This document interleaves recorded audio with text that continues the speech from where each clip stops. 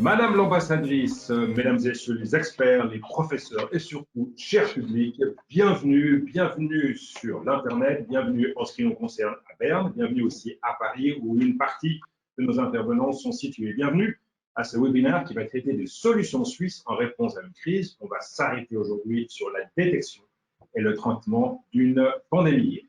Rapidement, le programme que nous avons devant nous pendant une heure, un programme olympique où nous serons rapides et efficaces.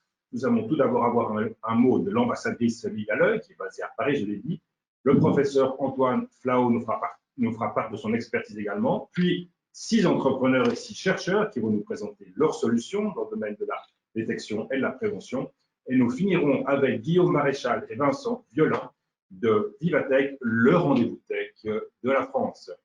En ce qui concerne l'interaction avec le public, qu'est-ce que tu en penses, Alexandre? Alexandre est responsable du marketing et de la communication à Présence Suisse. Je dirige Présence Suisse. Il a l'air très proche de moi, mais le geste barrière respecté, nous avons ici une petite séparation. Comment est-ce qu'on peut interagir avec le public, Alexandre? Merci Nicolas. Bonjour à toutes et à tous. Alors, le public, on n'a pas réinventé le principe du webinaire aujourd'hui. Vous avez tous accès à un chat dans lequel vous pouvez poser vos questions. Nous espérons qu'il y en aura trop. Comme ça, nous aurons la lourde mission de choisir quelles questions seront les plus intéressantes pour le public. Globalement, vous posez vos questions dans le chat. Vous pouvez interagir. Si vous souhaitez prendre contact avec les entreprises ou les intervenants, c'est possible également par le biais du chat. Pour notre part, l'interaction avec les intervenants sera d'utiliser ce carton avec le doigt qui menace quand l'intervention est trop longue. Si vous dépassez 4 ou 5 minutes, vous aurez le droit au doigt et vous aurez le droit aux applaudissements si vous respectez le timing. Et voilà, Nicolas. Merci beaucoup, Alexandre. Sans plus attendre, je donne l'antenne à Paris. Madame l'ambassadrice Livia, tu as la parole.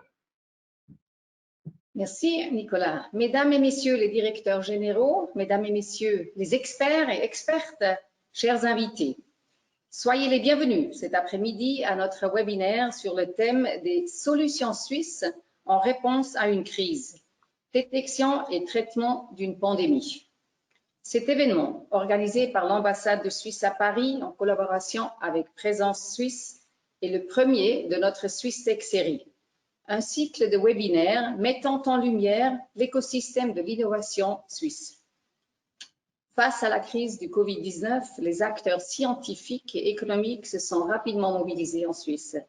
Le webinaire d'aujourd'hui est l'occasion de présenter 6 initiatives récentes qui témoignent d'une grande faculté d'adaptation grâce notamment à nos capacités en R&D.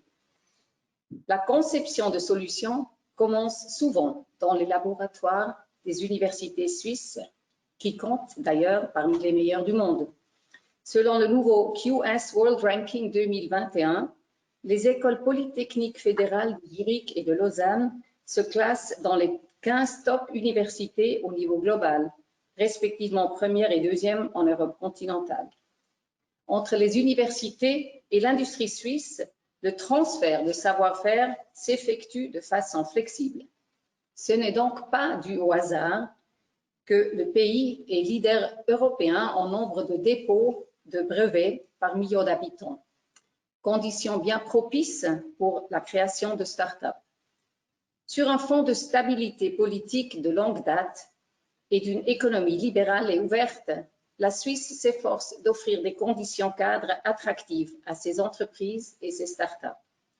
Comme d'autres pays, elle a par ailleurs récemment mis en place un vaste train de mesures de soutien aux acteurs économiques en réponse au Covid-19. Permettez-moi aussi de saisir cette occasion pour rappeler qu'au niveau bilatéral, la Suisse et la France sont des partenaires économiques et commerciaux d'excellence. Le volume des échanges entre les deux pays n'a cessé d'augmenter ces dernières années, symbole d'une attractivité croissante de nos marchés respectifs. La France est traditionnellement le 5e client de la Suisse et son 3e fournisseur. Sur le plan des investissements, la Suisse est même le 2e investisseur en France, avec plus de 1900 entreprises suisses implantées en France, offrant 140 000 postes de travail. La France est, quant à elle, le 4e investisseur en Suisse. Je me réjouis maintenant d'entendre avec vous les 6 présentations de nos start-up entreprises et projets de recherche suisses. Je salue particulièrement le soutien et la participation évidemment de Viva Technologies à ce webinaire. Depuis 2018, la Suisse prend part à cette grande messe annuelle avec un pavillon national qui présente avec une cinquantaine de startups le meilleur de la Suisse Tech à des milliers de visiteurs. Merci enfin à notre public d'internautes qui assistent en nombre à ce webinaire depuis la France et la Suisse. Je vous souhaite donc une excellente heure dans l'écosystème de l'innovation suisse et vous remercie de votre attention. Merci beaucoup, Madame l'ambassadrice. Nous reprenons l'antenne à Berne et c'est un plaisir d'entendre le professeur Antoine Flao. Antoine Flao, que nous, en Suisse, on a beaucoup entendu dans les médias, la radio, la télévision, qu'on a lu. Qui est le professeur Antoine Flao, mon cher Alexandre? Bonne question. C'est sans doute le meilleur ambassadeur possible pour aujourd'hui, puisqu'il connaît à la fois la France et la Suisse. Il a fait une bonne partie de son parcours académique en France, où il est docteur en médecine et en biomathématiques, et il a rejoint la Suisse en 2014, où il est directeur de l'Institut de santé globale à l'Université de Genève. Sans faire son CV en entier, parce que là, je pense, vous serez d'accord avec moi, professeur, que ça pourrait prendre quelques jours. Disons qu'il y a des points notables, notamment sa connaissance des questions épidémiques, puisqu'il avait été commissaire scientifique d'une exposition à ce sujet qu'on a vu en France et au Brésil. Et il a également travaillé beaucoup avec l'OMS sur la surveillance électronique des maladies, ce qui visiblement en fait un expert de la Suisse, de la France et de la question que nous traitons aujourd'hui. Professeur Flao, à votre tour. Merci pour ces mots gentils, Madame l'ambassadrice. Merci pour votre invitation qui me fait un très grand plaisir, en effet, par ma fine connaissance de la France et de la Suisse et mon grand attachement à ces deux pays. Peut-être qu'on pourrait activer la seule diapositive que je voudrais présenter pour faire un tout petit tour d'horizon de la situation de cette pandémie de Covid-19 actuellement, en juillet 2020. On voit une situation qui est très contrastée dans le monde. On jouit en Europe, et particulièrement dans l'ouest de l'Europe, d'une situation particulièrement favorable, mais dans un monde très instable. On voit que l'hémisphère nord, dans sa majorité, si on prend le Canada, l'ouest de l'Europe, même la Chine aujourd'hui, jouit de cette situation, c'est-à-dire de décrue en fait après une première vague assez sévère.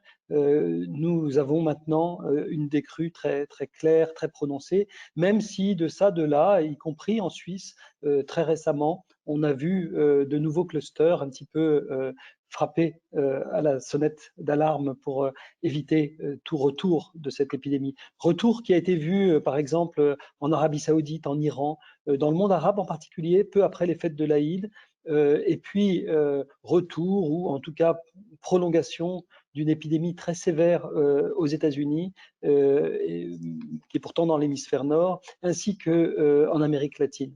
Alors, l'Afrique du Sud n'est pas épargnée, le reste de l'Afrique est malheureusement trop peu renseigné encore par manque de tests, manque de surveillance, et d'autres pays du monde, comme en particulier l'Inde, le Bangladesh, le Pakistan, aujourd'hui sont sujets aussi à une intensité épidémique très élevée. Donc ça, c'est un petit peu le tour du monde. J'ai oublié peut-être de parler de l'Océanie et du Japon, qui sont aussi des zones calmes, même si l'Australie semble être en ce moment aux portes, soumise à l'assaut de la vague à ses portes et d'une vague hivernale qui pourrait être intéressante pour nous de regarder, parce que la réponse de l'Australie pourra peut-être nous donner des indications utiles sur la façon de résister à cette vague importante qui pourrait nous revenir également à l'hiver.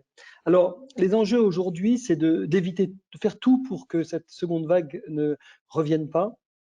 On ne voudrait pas voir revenir cette pandémie. Elle a secoué nos sociétés de façon absolument considérable, tant sur le plan sanitaire, avec un grand nombre de morts dans certains de nos pays, en particulier en France, mais aussi une mortalité qu'on a pu voir dans nos cantons. Et puis, la vie sociale et économique en a été très profondément altérée et on n'a pas fini d'en subir les conséquences. Donc je pense qu'aujourd'hui, tout doit être fait pour éviter le reconfinement, en particulier de la vie sociale et économique. Peut-être qu'il sera inévitable, mais on verra. Et en fait, c'est en grande partie les intervenants autour de cette table qui vont contribuer à éviter justement ce type de retour. C'est le testing, le tracing, l'isolating, c'est-à-dire le fait de tester véritablement, traquer au plus près possible des chaînes de transmission les porteurs de virus, de regarder tous leurs contacts le plus exhaustivement possible afin de pouvoir détecter chez eux aussi la présence de virus et de couper à ces chaînes de transmission. C'est ce qu'ont fait les pays asiatiques qui étaient proches de la Chine et qui avaient été très bien préparés à une alerte imminente d'une émergence épidémique que nous avions malheureusement un peu oubliée en Occident. Et également, c'est bien sûr le port du masque qui sera aujourd'hui la possibilité de lutter contre cette transmission qui n'est pas une fatalité, c'est un virus transmissible entre personnes. Le lavage des mains, le port du masque, la distance sont les gestes barrières qui permettent d'éviter cette transmission ou en tout cas d'en réduire très fortement la probabilité. Si je regarde un petit peu les prochaines étapes, on peut espérer que ce sera la découverte d'un vaccin. D'ici là, ce seront des traitements. Vous savez, pour le sida, on n'a toujours pas trouvé de vaccin et pourtant, on a profondément transformé le pronostic du sida, de la pandémie du sida, puisque maintenant, l'espérance de vie d'une personne qui a le sida est à peu près la même que celle qui n'est pas infectée. Je dirais que si on transformait profondément le pronostic de la Covid-19 en une maladie qui ne conduit pas à la mort, qui ne conduit pas à la réanimation, on aurait fait des progrès substantiels, on aurait rendu cette maladie beaucoup plus banale et anodine. On n'en est pas là du tout, mais ce seront les défis de demain. Les vaccins, il y a 125 vaccins qui sont aujourd'hui candidats. Il y a 3 essais cliniques en phase 3, c'est-à-dire extrêmement avancés. Donc on peut aussi avoir quand même l'espoir que dans les mois à venir, probablement pas très rapidement, on ait la possibilité d'avoir un vaccin. Et puis je parlais du testing, le test de masse, c'est très bien, les tests PCR, mais je ne sais pas qui autour de cette table virtuelle et de cette assistance a eu l'occasion d'avoir un prélèvement nasopharyngé pour qu'on lui fasse une PCR. C'est pas un prélèvement très agréable. On n'a pas envie d'en faire toutes les semaines. S'il y avait des tests salivaires, s'il y avait d'autres formes de tests moins invasifs, c'est pas très invasif, mais ça l'est un peu. Je pense que l'observance et même la pratique des tests en serait facilitée et permettrait un meilleur contrôle de la pandémie. Donc voilà, je ne voudrais pas en dire trop parce que je pense que ce qui est important, c'est d'avoir plutôt les discours de tous ceux qui vont apporter des solutions ou des possibilités de solutions à cette pandémie qui est quand même un peu une tragédie pour un grand nombre d'entre nous. Merci de votre attention. Merci beaucoup, professeur Flau. Je pense que c'était non seulement une excellente, très bon point de situation sur la situation générale, mais aussi une très bonne introduction pour la suite des discussions en montrant ces enjeux. On n'y est pas encore, mais il y a de l'espoir qu'on y arrive.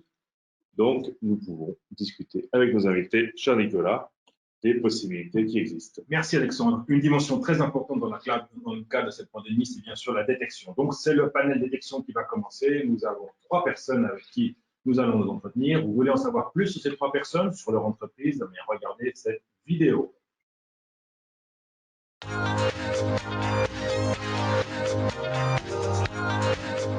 Bonjour, je m'appelle Mathieu Lemay et je suis impliqué dans l'activité MedTech du CSM, qui est un centre de recherche privé. Concernant le COVID-19, nous avons 4 technologies pouvant aider le diagnostic ou la prise en charge des patients. Nous avons un système low cost qui permet de détecter les anticorps, un ventilateur low cost, un bracelet intelligent AVA adapté pour la détection du virus et une application smartphone Applico 19NE. Ces 2 derniers produits intègrent nos algorithmes. Plus de détails lors du webinaire. Merci. Bonjour à tous, je m'appelle David Atienza, je suis le directeur du laboratoire des systèmes embarqués ESL à l'École polytechnique fédérale de Lausanne. ESL est basé dans les campus de Lausanne, dans le canton de Vaud. Et ce qu'on a développé, c'est des systèmes médicaux qui utilisent les téléphones portables, les montres connectées pour détecter les COVID-19. En particulier, ce qu'on a développé, c'est un système qui utilise les sons pour détecter avec la toux sec qui a le COVID, si une personne est infectée ou pas. Ce que nous cherchons dans cette opportunité, c'est de développer des collaborations avec des partenaires médicaux pour tester notre application dans différentes parties du monde. Bonjour, je m'appelle Holger Andries, je suis Vice President Sales avec GreenTech. Mon entreprise est basée en Zurich. We have developed a core body temperature patch, either worn on the upper arm or directly on the chest, and it measures non-invasively core body temperature or elevated temperature fever. The measurements can be displayed directly on a smartphone or on a smartwatch, and we joined this webinar to reach out to, for example, distributors in France. Thank you very much.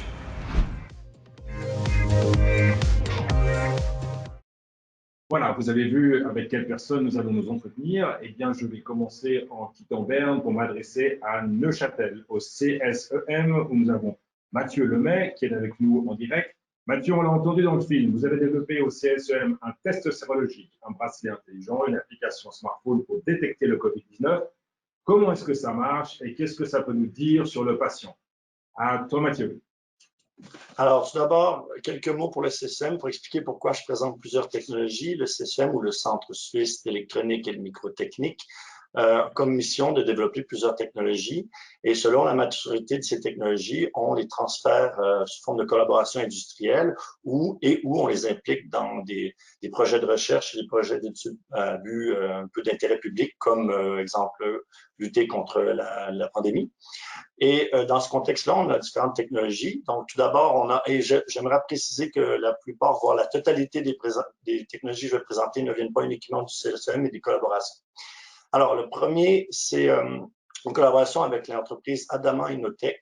En fait, le but, c'est de développer un test sérologique qui permet, avec quelques gouttes de sang, de développer très rapidement, pas de développer, mais de détecter la présence d'anticorps très rapidement, entre 1 et 2 heures, et ça en adressant une vingtaine de différents anticorps. Donc, évidemment, l'application n'est pas uniquement adressée au COVID, mais peut servir de détecteur dans ce contexte-ci. La deuxième collaboration, qui est en fait un gros consortium qui est soutenu par la Fondation Botnar et qui est piloté par le Swiss TPH, le professeur Paris. En fait, c'est développer plus ou moins le même outil, mais en utilisant des échantillons de la salive. Donc, le défi avec les échantillons de salive, c'est d'avoir beaucoup plus de sensibilité parce que la concentration d'anticorps est beaucoup plus faible. Et la technologie ou la brique de technologie que nous, on apporte dans ce projet-là, c'est tout simplement le savoir-faire par rapport à ce qu'on appelle le flot laminaire par absorption. En fait, assurer que la salive est bien distribuée sur le capteur pour assurer une très haute sensibilité. La troisième technologie, c'est le bracelet AVA. Peut-être certains d'entre vous le connaissent. La fonction première du bracelet AVA, c'est de monitorer le cycle de fertilité. Mais dans le cadre du COVID-19, AVA a adapté le produit en rajoutant une application, en fait, en utilisant les mêmes paramètres vitaux, paramètres physiologiques qui sont monitorés par le bracelet intelligent. En modifiant l'algorithme d'intelligence artificielle, on essaie non pas de monitorer le cycle de fertilité, mais détecter les cassures et les changements drastiques dans les paramètres physiologiques. Ça a fait un peu la une de certains journaux. Il n'y a pas longtemps, le gouvernement Liechtenstein a acheté massivement de ces produits pour monitorer la population, qui était pour traquer la pandémie. Dernière technologie associée à la détection du COVID, c'est l'application Co19&Me, qui est une collaboration avec l'industriel DTHX, toujours suisse. Cette application-là, en fait, fait plus ou moins le même fonctionnement que le bracelet intelligent, mais utilise un téléphone au lieu d'un bracelet, tout simplement en utilisant la combinaison de la caméra et du flash pour estimer différents paramètres physiologiques, entre autres la variabilité cardiaque. Et cette application-là permet, on l'espère, de détecter des signes précoces du virus.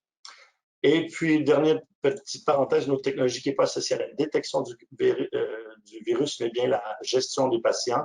On collabore avec l'hôpital universitaire de l'enfance de Bâle et le THZ pour développer un capteur, un MEMS, qu'on vient mettre à l'embout des ventilateurs dits non certifiés. Là. Il y a beaucoup à cause de la pandémie, il y a beaucoup de plus en plus de ventilateurs qui sont faits soi-même, le do it yourself. Le problème, là, c'est d'avoir un risque d'avoir une pression qui n'est pas très bien contrôlée dans la distribution d'air dans les poumons. Et la technologie qu'on essaie de développer, c'est un capteur qu'on viendrait mettre à la finalité du tube qu'on insère dans la trachée et d'aller contrôler localement la pression pour éviter les problèmes, surtout sur les alvéoles, si on met trop de pression pour la ventilation. Donc voilà. Ce projet-là est aussi financé par la Fondation Botnar, je tiens à préciser. Voilà. Merci beaucoup, Mathieu du CSE Neuchâtel, très intéressant. J'aurais une question pour tout le monde après sur la certification de vos produits, parce que je l'ai senti, le do-it-yourself nous amène à la question de la certification aussi. Mais quittons Neuchâtel pour descendre un peu vers le sud et vers Lausanne et l'Institut Polytechnique de Lausanne. Je vais m'adresser à vous, David Atienza Alonso. David, on l'a vu du côté de Neuchâtel, on travaille notamment sur la fièvre, mais vous travaillez sur la toux. Alors, ma question est très simple. Comment est-ce qu'il y a une toux spécifique? Comment est-ce qu'on arrive avec votre système à distinguer la toux liée au Covid d'une autre type de toux? Et puis, il y a d'autres systèmes de détection, on l'a vu. Comment est-ce que le vôtre est d'une valeur ajoutée par rapport à l'ensemble des systèmes de détection qu'on peut utiliser pour repérer qui n'a ou n'a pas le Covid-19? À vous, David, à Lausanne. Oui, bonjour. En fait, oui, nous avons vraiment détecté qu'il y a une prévalence de toux sec où il n'y a pas de sécrétion au lieu de graisse qui est caractéristique d'autres types de pathologies, qui est vraiment très spécifique pour les patients qui souffrent de COVID-19. Par contre, on a vu aussi que ce type de paramètres, ce n'est pas suffisant pour faire une classification utile en pratique pour la plupart des médecins. C'est pour ça qu'on a eu plus loin, on est allé dans les domaines de l'intelligence artificielle, on a utilisé un téléphone portable et on a essayé de voir s'il y avait l'analyse des fréquences et des puissances des différentes fréquences, si on arrive à détecter vraiment les caractéristiques au niveau des sons de la COVID-19.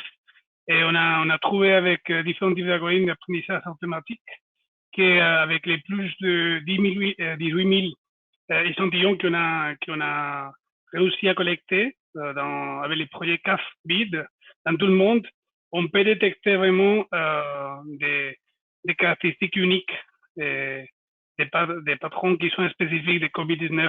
Et spécifiquement, on a vu qu'il y a dans 4 ou 5 fréquences dans les sons qui a la plupart d'intensité, plupart des valeurs, plupart des puissants, qui est vraiment très spécifique pour les patients de COVID-19.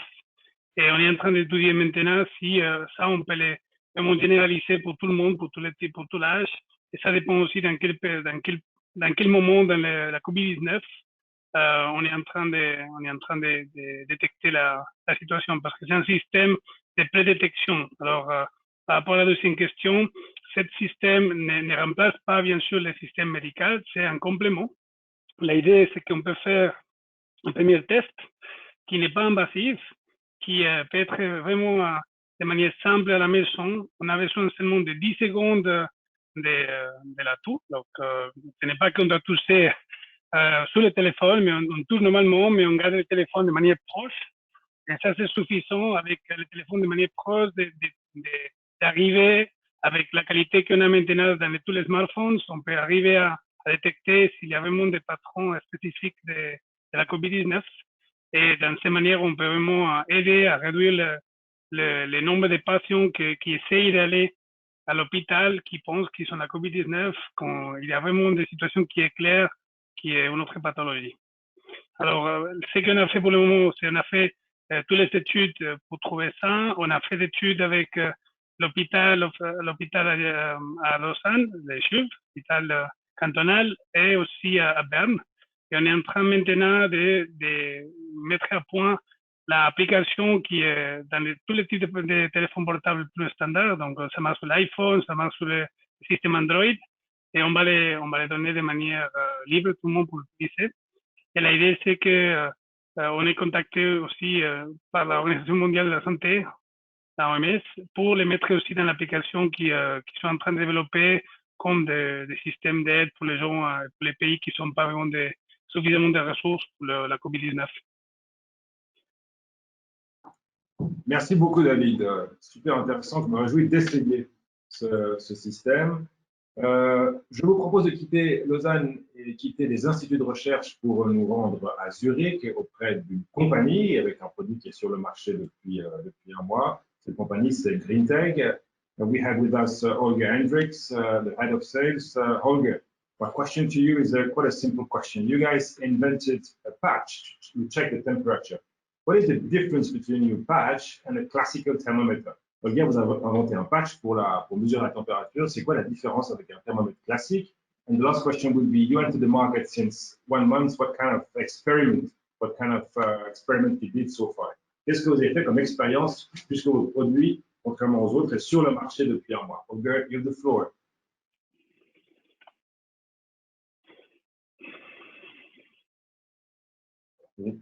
Holger, je pense que vous êtes mute.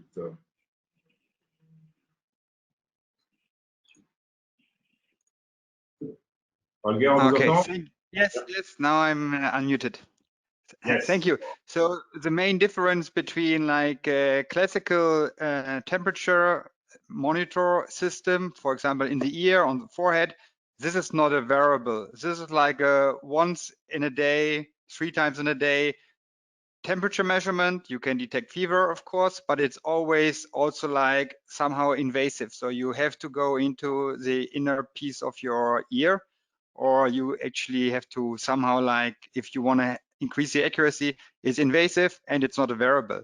With our patch, which you see I'm wearing here on the forearm, or actually on the chest, this is a true wearable with our patented technology, which has actually incorporated an energy transfer sensor. So we can detect the energy which is coming out of your body, and with a reference on a skin temperature, we can then, with an intelligent algorithm, trace back what's the core body temperature.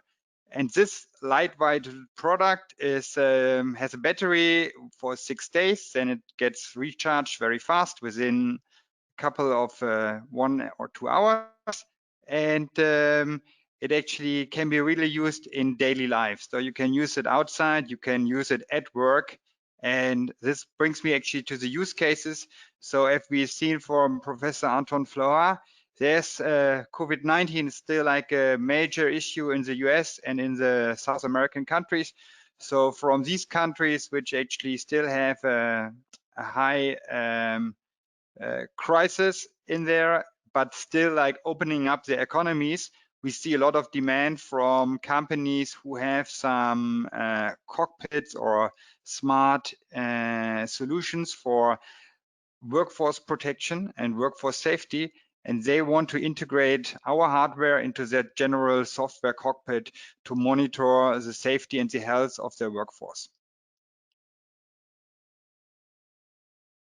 Thank you, Holger. That was quite clear, and with the devices, because you are the only one able to really show the devices. I see a question. Une question du côté d'Alexandre. Absolument, Nicolas. Merci.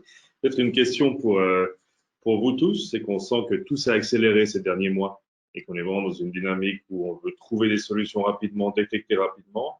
Mais la question de la certification, c'est que finalement, on a besoin de fiabilité dans cet exercice. C'est-à-dire que si on nous diagnostique comme étant porteur, pas positif ou négatif, on a besoin de croire ces résultats. Quelle est pour chacun d'entre vous l'expérience ou les difficultés dans ces phases de certification? Est-ce qu'il y a une certification rapide ou est-ce qu'on est encore dans un Far West covidien?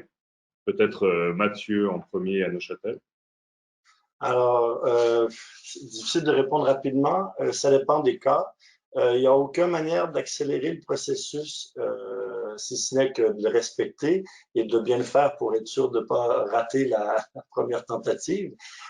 Et ça dépend aussi toujours du intended use, je ne sais pas comment traduire en français, mais en fait, dans exemple, une partie des technologies que je présentais, l'application de David Atienza, entre autres, ce n'est pas nécessairement des medical devices, des systèmes médicaux, c'est des, comment je peux dire, c'est des aides au diagnostic, ça procure des données, et en aucun cas, il y a un vrai, on fait de l'abus de langage en utilisant le mot diagnostic, mais on ne détecte pas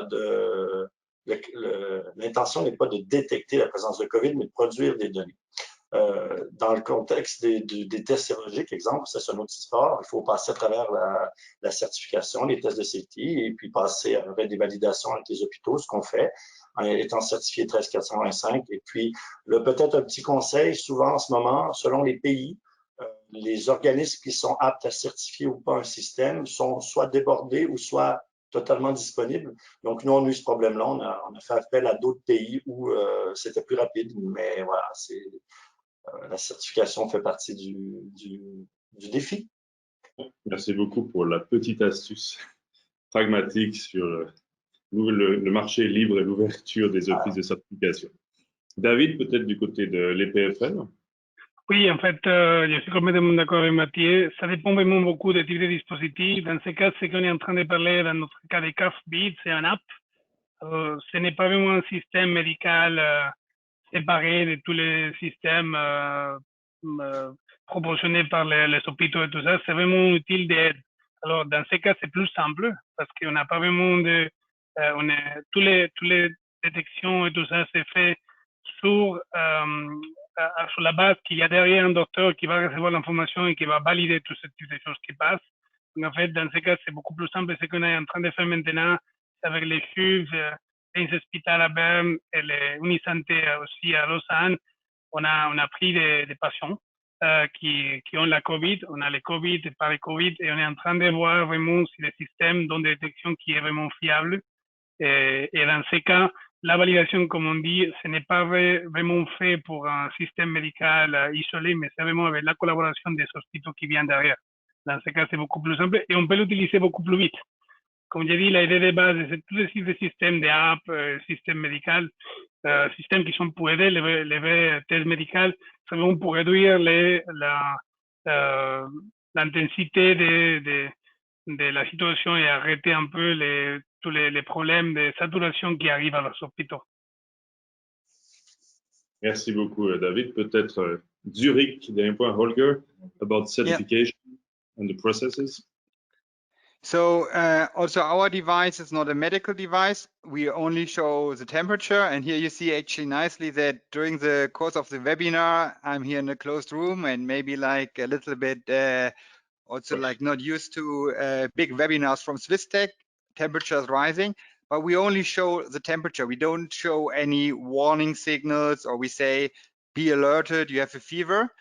On the other hand, we have already the experience working with big medtech companies together on integrating our very small sensor into their devices to actually help them get FDA approval. And so since the last 18 months or so, we were used to actually understand what are these like really bigger companies doing in terms of like FDA or medical CE approval. And it's usually like a 18 to 2 years approach. But now actually in the US, there's a new kind of window of opportunity opening up. There's this emergency use authorization from the FDA. And we have started to contact consultants to discuss this, whether we can actually in the next months also apply with this patch for this special emergency use authorization. And then this would not be only a consumer product, but also like a medical device. But this is still in the discussion. And until now, I cannot like give any bigger promise than what I just said. Thank you very much, Holger. Merci à tous les participants de ce panel. Pour nos invités, pour les prochains participants, pour l'ambassadrice, pour le professeur Claro, si vous avez une question, une intervention sur ce que disent les participants, n'hésitez pas à l'exprimer avec cette petite main. Voilà, ça me permet de passer à l'autre panel. On a travaillé sur la détection. Une fois qu'on a détecté, si ça se passe relativement mal, il faut traiter, ce qui me permet d'introduire le panel d'Alexandre qui est lié au traitement. Merci beaucoup. Effectivement, même format, même règle. On part pour un nouveau panel sur les traitements avec 3 entreprises invitées que vous découvrez maintenant en vidéo.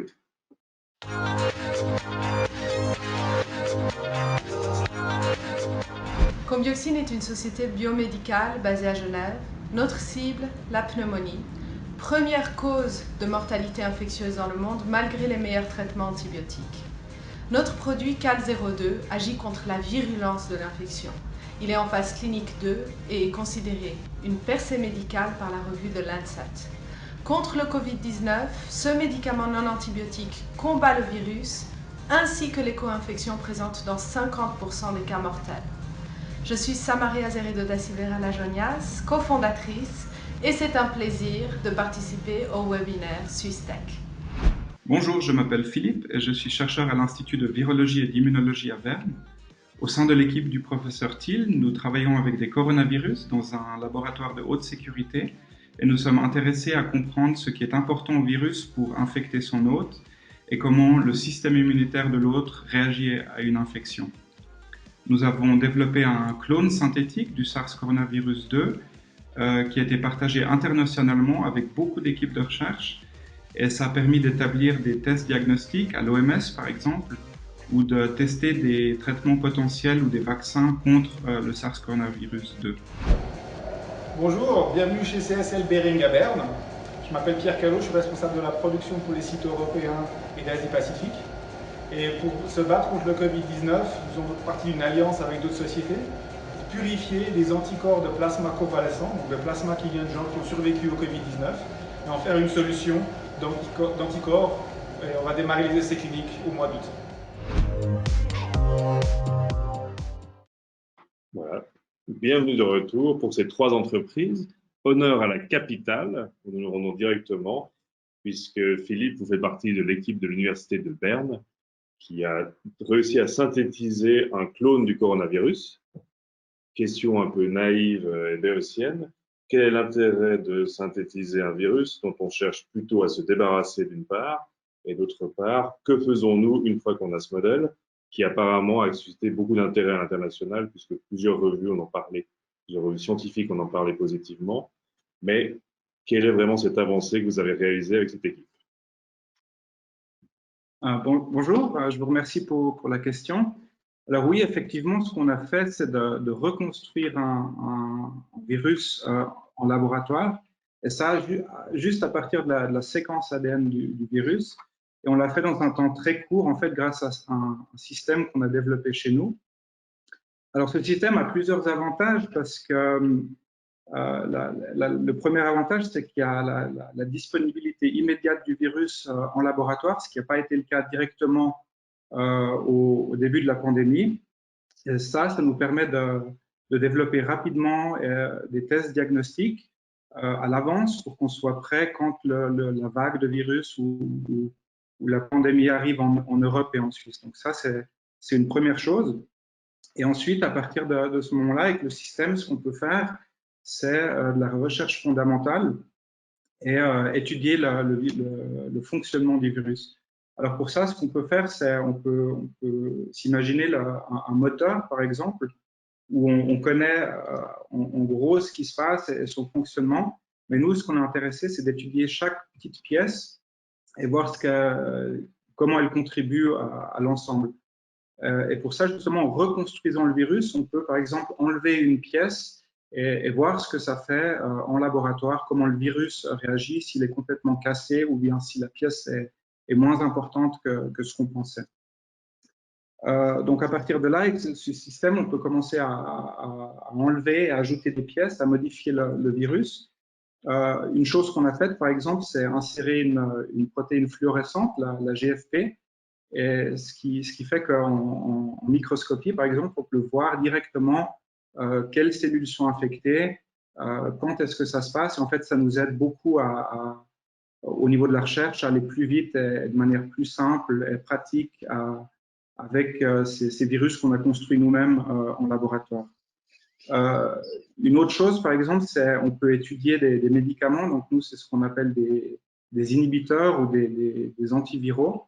Et là, la question, c'est une molécule qui bloque le virus, à quel niveau elle bloque le virus. Donc là, de nouveau, on a ce système où on peut enlever des pièces du virus et voir quel est le mode d'action d'inhibiteur. Et la dernière chose, de nouveau, je répète, c'est en modifiant ce virus, en ajoutant ou enlevant des pièces, on peut affaiblir le virus. Et ça, on le fait par exemple quand on veut créer des vaccins, en affaiblissant le virus, il infectera son hôte un peu moins rapidement, un peu plus faiblement. Et ça laisse une fenêtre d'opportunité à l'hôte et au système immunitaire pour monter une réponse appropriée, se débarrasser du virus naturellement, si j'ose dire. Donc voilà, non, le virus qu'on trouve dans la nature ne permet pas de faire ça. C'est vraiment avec ce système de modification, de reconstruction d'un virus qu'on arrive à modifier les paramètres et à faire de la recherche à ce niveau-là. Merci beaucoup. Maintenant, on reste à Berne, mais on part de l'autre côté du spectre, entre guillemets, puisqu'on se retrouve avec CSL Behring, qui est un peu atypique dans le panel qu'on a là, puisque c'est une autre partie de l'écosystème, puisqu'il s'agit d'une multinationale qui a installé en Suisse pour un laboratoire de recherche et de production. Donc, c'est le représentant des pharma, au sens très large de ce que ça peut vouloir dire dans tous les entendements. Et c'est vrai qu'on parle beaucoup des pharma dans ce moment de ce défi sanitaire. Quel est pour vous, Pierre, le rôle des pharma dans cette question et quelle peut être la contribution? On a vu l'Université de Berne jusqu'à maintenant, mais comment est-ce que vous comprenez votre rôle en tant que multinationale dans cet effort, vous qui êtes notamment, comme vous l'avez dit dans la présentation, en train de développer un système sur la base de plasma? Oui, merci pour l'invitation. C'est vrai que CSL, on est un grand groupe, on est une grande pharma. On a un rôle à jouer, évidemment, on parle de tracking, on parle d'innovation, et pour pouvoir soigner les gens, il va falloir produire à grande échelle, et pour produire à grande échelle, qui mieux que les grandes pharma pour le faire? On a des plateformes commerciales, on a des plateformes avec des produits qui sont sûrs, avec des produits qui sont avec des compétences qui sont reconnues, et dans le cas de CSL, donc CSL c'est un groupe qui est basé en Australie. On a un grand site, on a à peu près 2000 personnes en Suisse. Et puis, on travaille à la fois sur un vaccin, donc on est un des 125 essais cliniques en cours par rapport au vaccin, donc, qui est développé sur notre site australien. Mais sur le site de Berne, on a une approche où on prend du plasma convalescent, donc de gens qui ont survécu au Covid-19. Et puis, on fractionne ce plasma pour récupérer les anticorps contre le Covid-19. Et ça, c'est un produit qu'on a déjà sur le marché. Donc, ce produit déjà sur le marché, il n'est pas contre le Covid-19 en particulier, mais il est pour traiter les immunodéficiences primaires ou secondaires.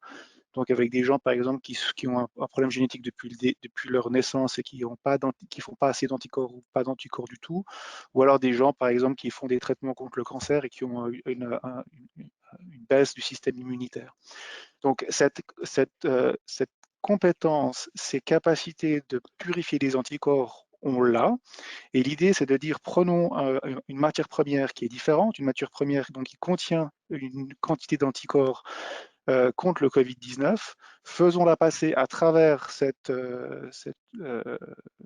plateforme commerciale dont on a déjà beaucoup de données et que les autorités de la santé connaissent bien, donc la FDA et les autres autorités européennes, et soyons comme ça très très rapides sur le marché.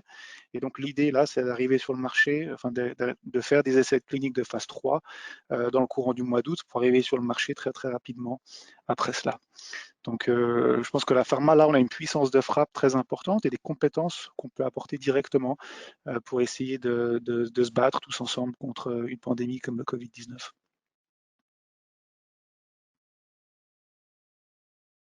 Merci beaucoup. On déménage un petit peu, on revient en Suisse romande et on finit ce deuxième panel en étant très proche de la frontière française. Samarais, avec Combioxine, vous travaillez sur des solutions précises, protéines qui se focalisent beaucoup sur la pneumonie. en quoi vos recherches précédentes aident à réagir rapidement au traitement de la pandémie ou du Covid-19. Merci beaucoup.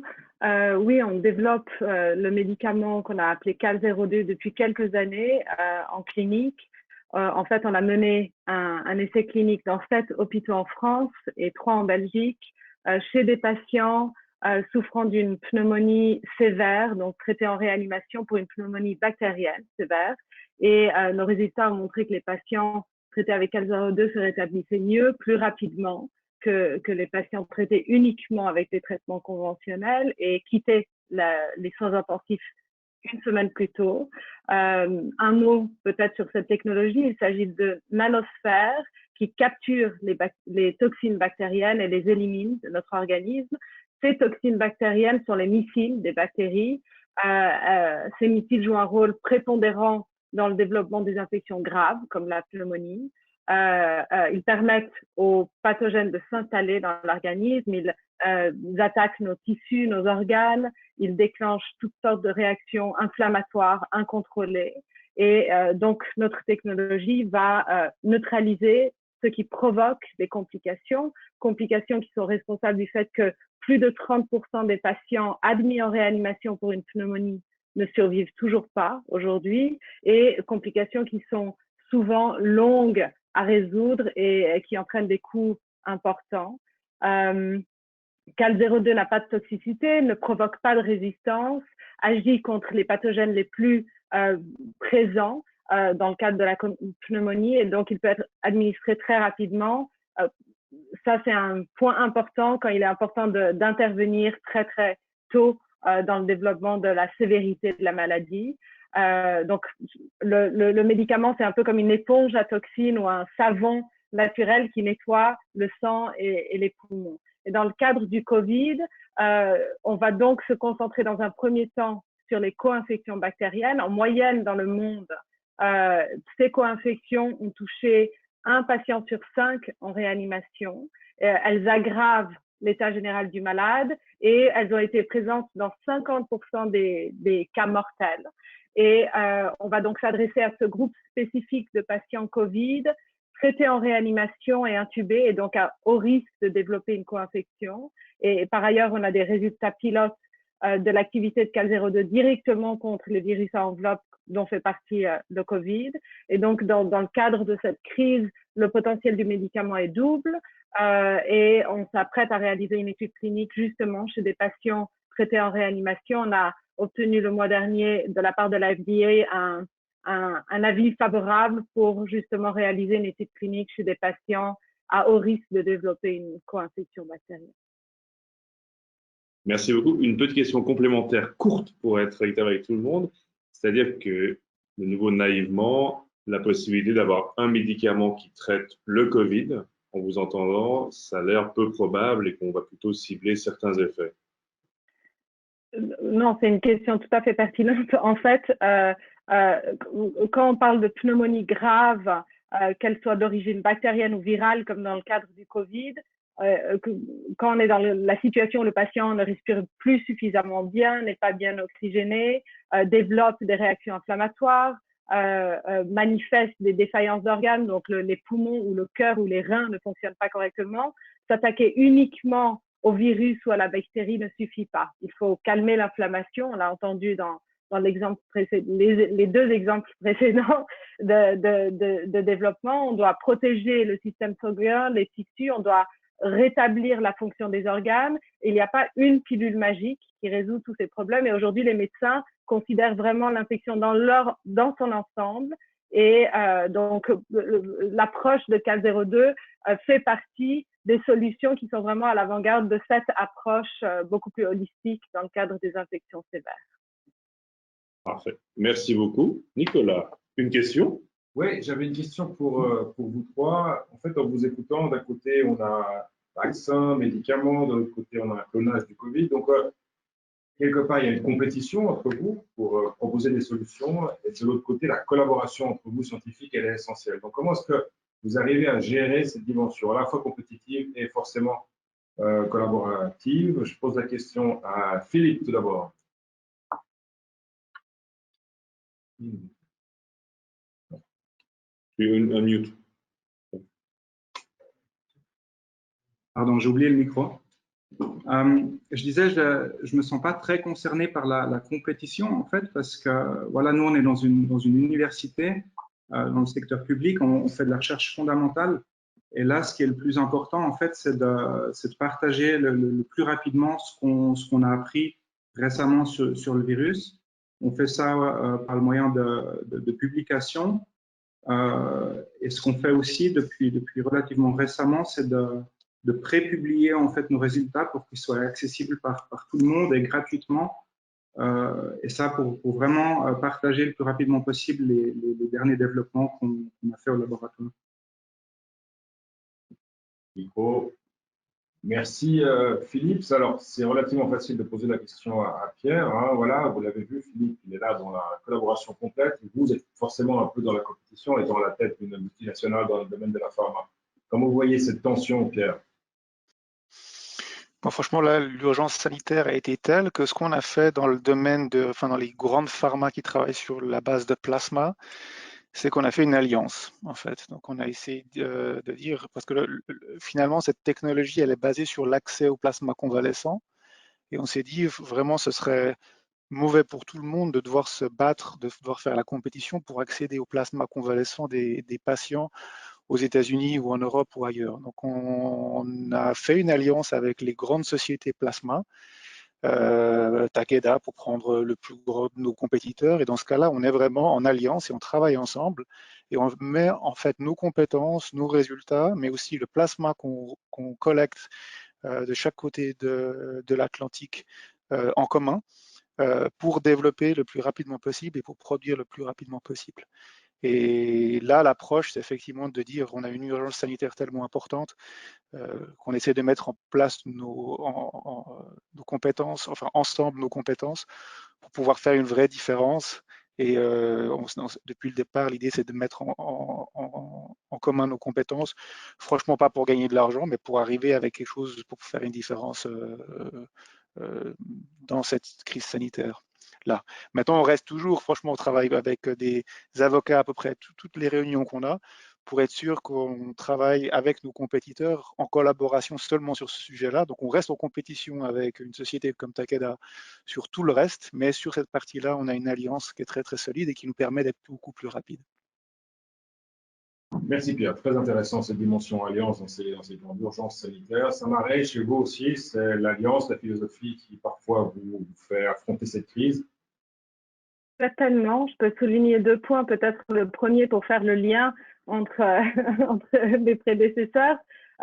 Dans notre expérience, notre société est vraiment à l'interface entre le monde académique et les grosses pharma. Et on voit que souvent, c'est au sein des laboratoires universitaires que les idées, les concepts les plus révolutionnaires sont développés. Et il faut pourtant le savoir-faire et l'infrastructure qui sont au-delà des objectifs académiques pour que les technologies puissent être testées, puissent être produites et utilisées à l'échelle mondiale. Et donc, la collaboration internationale et à tous les niveaux entre le monde académique et industriel est indispensable, en particulier durant cette crise.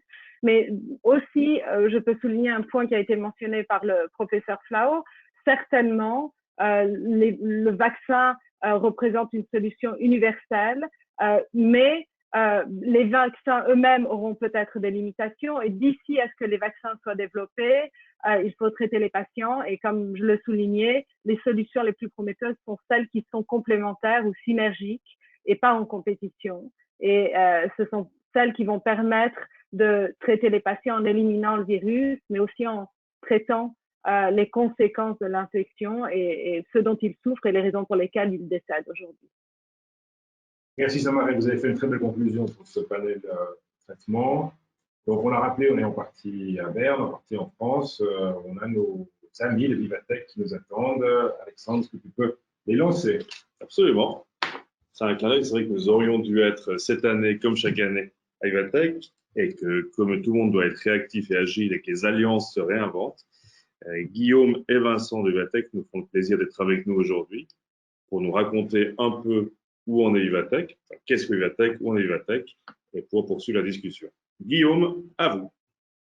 Merci. Est-ce que vous m'entendez? Super. Donc, un grand merci tout d'abord, Madame l'ambassadrice et à PRS de nous avoir conviés, d'avoir convié Vivatech à ce webinaire. Avant même de commencer, Vincent et moi-même souhaitions vous partager une petite vidéo, donc si c'est possible de la lancer.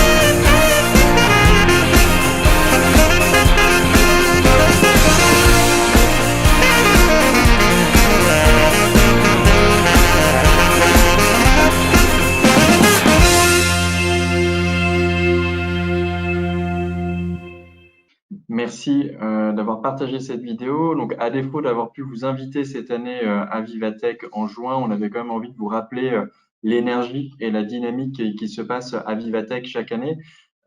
Pour ceux qui ne connaissent pas Vivatech, Vivatech, c'est un lieu de rencontre, un lieu de business et un lieu aussi d'inspiration. Et donc, ça, c'est très important.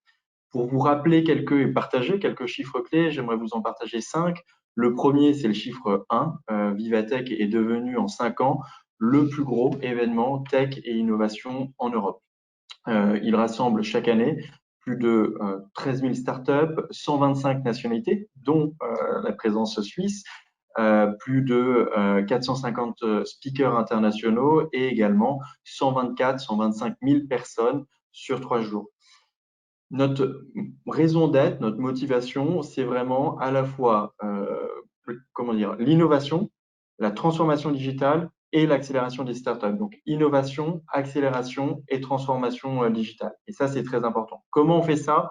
En rassemblant à la fois évidemment les entrepreneurs, d'une part, mais également les investisseurs, les VC, les chefs d'État, les pays, les organisations internationales, les entreprises internationales. Ce mot international, c'est encore une fois notre raison d'être, mais aussi notre motivation, notre driver. On a développé depuis 4 ans, 5 ans, à peu près des partenariats stratégiques avec à peu près 40 pays. Ce chiffre, il est exponentiel et ces partenariats nous permettent à la fois de co-sourcer les meilleures innovations et également de co-sourcer les meilleures startups.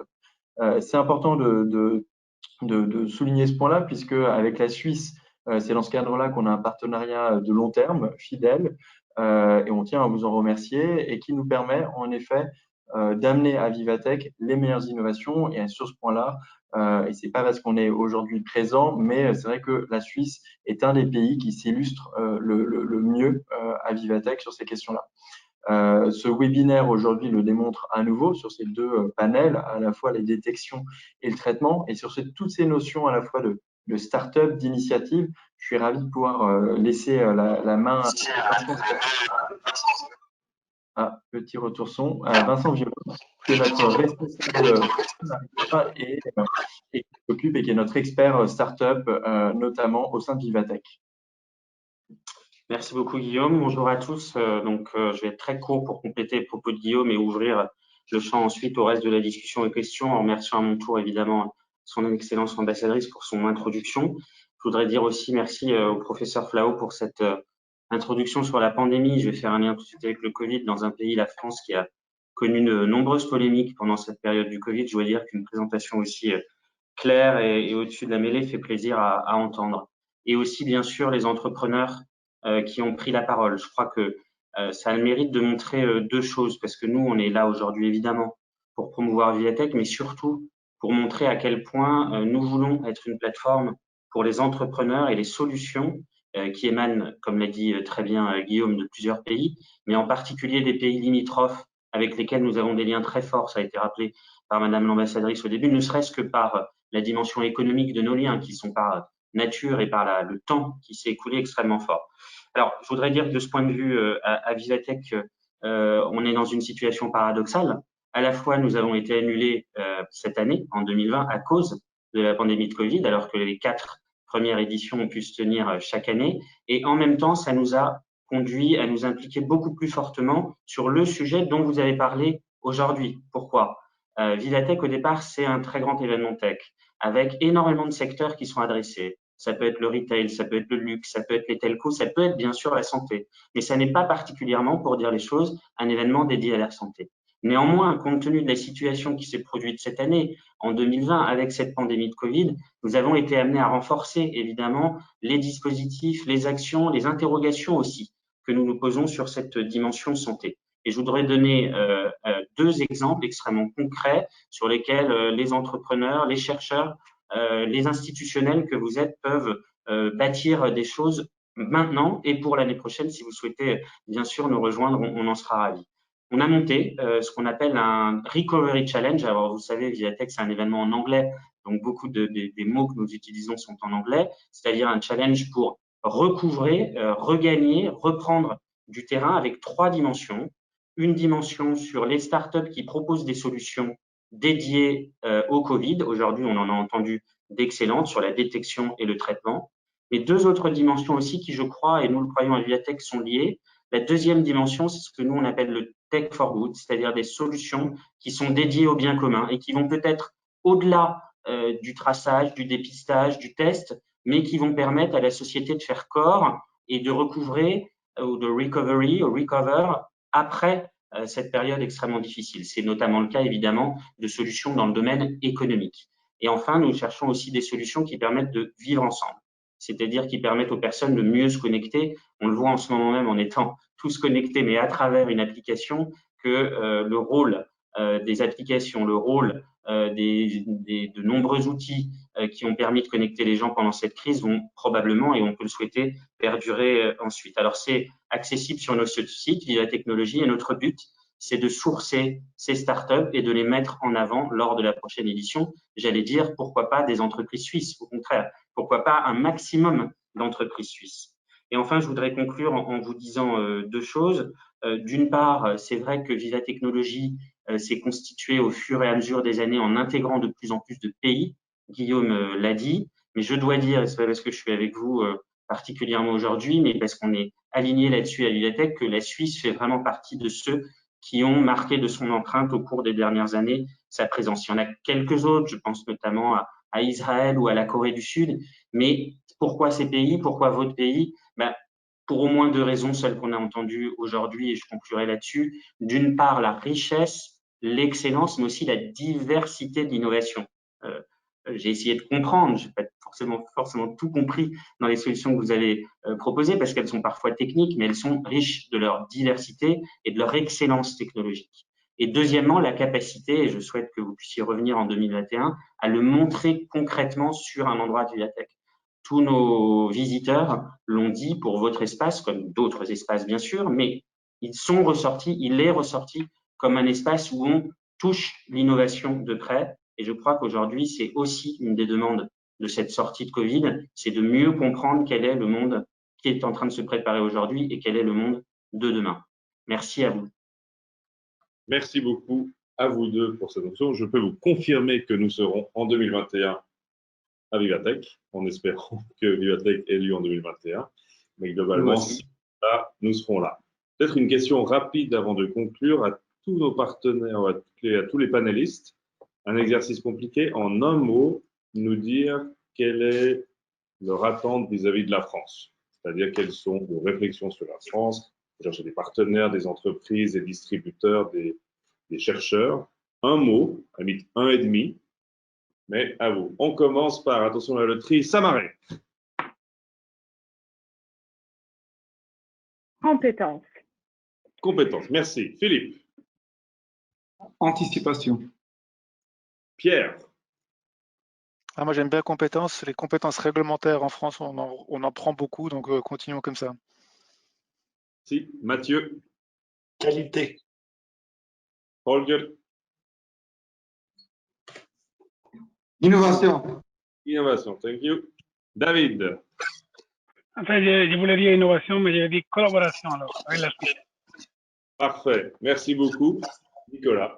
Attends. Collaboration, c'est le mot qui me permet de gentiment prendre congé du pouce. Alors, j'aimerais remercier l'ambassade, l'ambassadrice, le vice-professeur, remercier le professeur Antoine Lao, tous nos participants, Holger, Philippe, Samaré, Mathieu, Pierre et David, nos deux amis de Vivatech, Guillaume et Vincent, et surtout le public.